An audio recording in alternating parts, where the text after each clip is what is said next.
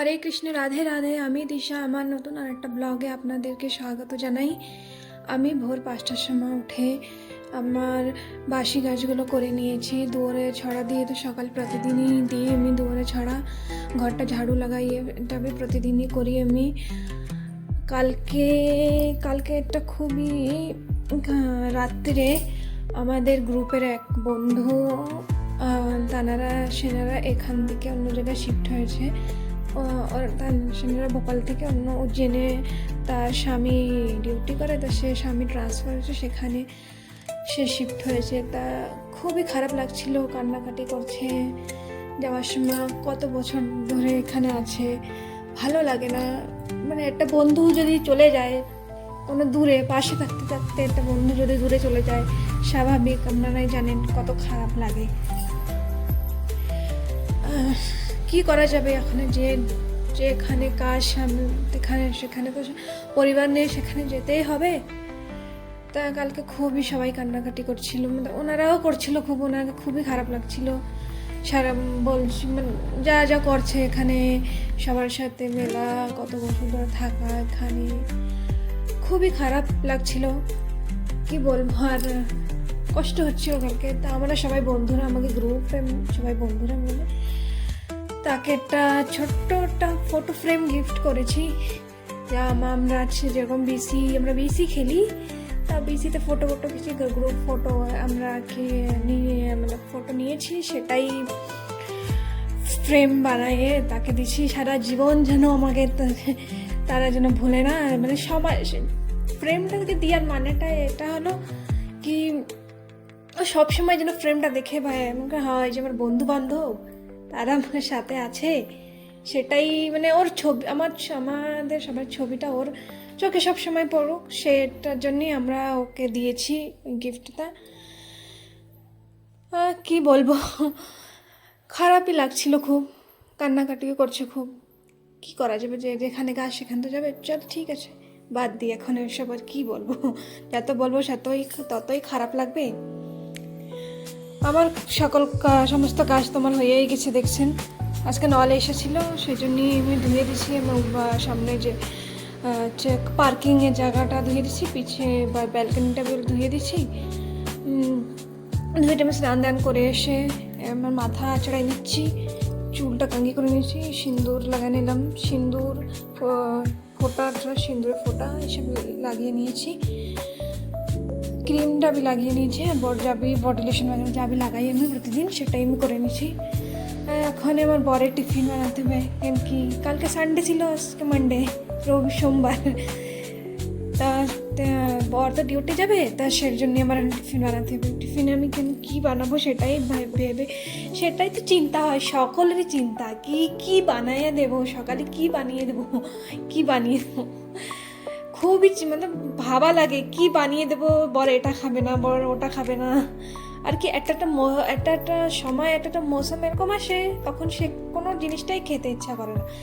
মানে কি মানে খেতে ওদের 4টে রুটি করে দিই, সেতে 2টো রুটি খায়। বলুন কি বানিয়ে দেবো আপনারা, ওটা একটু আমরা সাজেস্ট করবেন কি টিফিনে লাঞ্চে কি বানিয়ে দেওয়া যায় যেটা বর ভালো করে খেতে পারে। আমি ভাবছি কি, খুব ভাবার পরে আমার ফ্রিজে পালং শাক আছে, তো পালং শাক আলু দিয়ে একটু শুকনো করে সবজি আর রুটি নিয়ে যায় প্রতিদিন। বেশি তো ভাত তো আর নিয়ে যায় না, ভাত নিয়ে যায় কখনো নিয়ে যায়। তা সেটাই আমি পালং শাকটাকে ধুয়ে কেটে নিচ্ছি। বাসা তো ছিল না, তো শনিবারে আনছিল, এখানে মার্কেট হয় শনিবারে সেখান থেকে আনছিল। তা আমি পালং শাকটা বেছে কেটে নিয়েছি, ওটাই আমি এখন বানাবো। পালং শাক কেটে আলু কেটে নিয়েছি। বাঙালিকে তো জানেন, প্রত্যেক সবজিতে আলু ছাড়া তো আমাকে কোনো সবজিই হয় না। আজ মানে খেতে এখন আলু ছাড়া ভালোই লাগে না সবজি। এটা আমরা বাঙালিরা তো ওরকম করেই বানাই, তো ওরকম করে আমাকে ভালো লাগে। আমরা তো পালং শাক নিয়ে সিম্পলই বানাই, হলদি লবণ এইসব দিয়ে। আমি কড়াইতে জিরে ফোড়ন দিয়ে, জিরেটা একটু কালো হয়ে যাবে, তখন আলুটা ছেড়ে দিয়ে হলদি লবণ যা দিই সেটাই দিয়েছি, একটু ভাজা করে তারপর পালং শাক ঢেলে দিয়েছি এতে। পালং শাক ঢেলে দিয়ে একটু ভাজা ভাজা করে একদম ঢেকে দিয়েছি কি জলটা যাবে, আলু সিদ্ধ হয়ে যাবে। এর আমি রুটি বানিয়ে নিচ্ছি, আটা আটা মেখে নিচ্ছিলাম, এখন রুটি বানিয়ে নিচ্ছি। রুটিটা রুটিটা বানিয়ে নেওয়ার পরে বরকে দিতে হবে টিফিনে। আর কি বলবো, সারাদিনটা ওটাই আর কি কাজ। টিফিনটা বানিয়ে না, আর রুটিটা বানিয়ে নিচ্ছি। রুটিটা বানিয়ে নেওয়ার পরে টিফিনটা প্যাক করব। আর বর তো সকালে ওই খেয়ে যায়, যা বানাই এমনি সেটাই খেয়ে যায়। রুটি রুটি খেয়ে যায়, দুধ রুটি। সবজিটা হয়ে গেছে, আলুটা সিদ্ধ হয়ে গেছে। একটু আলুটা হচ্ছে একটু মানে গলে তো গেছে, একটু ঘুটে ঘুটে দিয়ে তারপরে ওতে হচ্ছে ঝোল ঢেলে দিয়ে একটু শুকনো শুকনো করে ওতে হচ্ছে ওর উপরে একটু আমি হচ্ছে ভাজা জিরে গুঁড়ো দিয়েছি। বাস রুটিটা বানিয়ে আমার টিফিনটা বেনে গেছে, বানিয়ে নেওয়া হয়ে গেছে আমার। এখন আমি টিফিনটা প্যাক করবো। গ্যাসটা সাফ করে নিচ্ছি। টিফিনটা প্যাক হয়ে গেছে। বর শুয়ে আছে, উঠে গিয়েছিল, যে একটু শুয়েছে। ভালো লাগে না শুয়ে থাকে, সকালে একটু উঠতি বলি ওঠেই না, কি বলবো আর। আর কি টিফিনটা প্যাক হয়ে গেছে, আমি বর্তনটা আমি ধুয়ে নিচ্ছি। বর্তনটা ধোয়া হয়ে গেলে ভালোই লাগে আমার। বর্তনটা রেখে দিলি কি সেটা তো ধোয়াই লাগবে, পরে ধুই এখনে ধুই। তা সাফ সুতরা রান্নাঘরটা একটু সুন্দর গোছানে থাকলেই ভালোই লাগে। আপনারা কে কী করেন সেটাও আমাকে কমেন্টে জানাবেন। আমার ব্লগটা যদি আপনাকে ভালো লাগে সেটা আমাকে জানাবেন, লাইক করবেন। আর কি আপনারাকে সাপোর্টেই আমি ভিডিওটা বানাচ্ছি, কি আপনারাই সাপোর্ট করবেন কি আমি ভিডিওটা একটু ভালো করে বানাই। মানে ভিডিওটা আমি প্রতিদিনই আপনাকে ছাড়তে পারি যদি ভালো লাগে। তাহলে নল এসেছিলো, তা খাওয়ার জলটা ভরে নিচ্ছি। এই জল তো খাই না, এমনি রান্না করার জন্যই জলটা নিয়ে নিচ্ছি। মানে জলটা ভরে রাখছি নল থেকে।